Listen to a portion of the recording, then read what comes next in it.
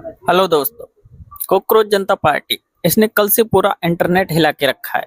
इसकी शुरुआत तब हुई जब इंडिया की सीजीआई ने इंडिया के बेरोजगार युवाओं को कॉकरोच और पैरासाइट से कंपेयर कर दिया और इसका बदला लेने के लिए अभिजीत दीप के नाम के एक बंदे ने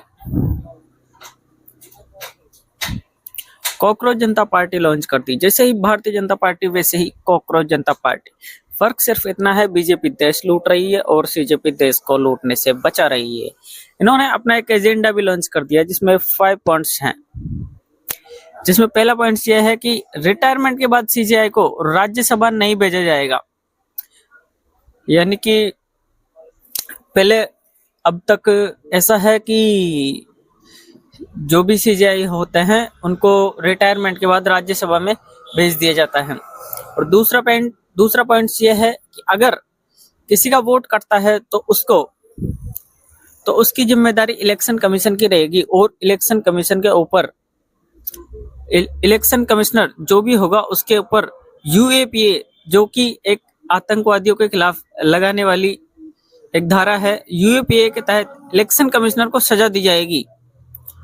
तीसरा पॉइंट यह है कि महिलाओं को 50% रिजर्वेशन दिया जाएगा, 30% नहीं 50% रिजर्वेशन दिया जाएगा। चौथा पॉइंट यह है कि इंडिपेंडेंट मीडिया बनाई जाएगी और उन्होंने इसके लिए स्पेशल मेंशन भी किया है कि अडानी, अंबानी और जैसे बड़े बिजनेसमैन हैं उनके चैनल बंद कर दिए जाएंगे और उनके खिलाफ जांच की जाएगी। पांचवा और आखिरी पॉइंट जो है वो है पार्टी चेंज। जो भी पार्टी चेंज करता है उस पर 20 साल का बैन लगाया जाएगा। यानी कि कोई नेता अपनी पार्टी चेंज करेगा तो वो 20 साल तक चुनाव नहीं लड़ सकता। जैसे अभी राघव चड्ढा ने थोड़े ही दिन पहले पार्टी चेंज की थी, वैसे अब कोई अगर इनकी पार्टी का शासन आता है तो जो भी पार्टी चेंज करेगा उसको 20 साल के लिए बैन कर दिया जाएगा।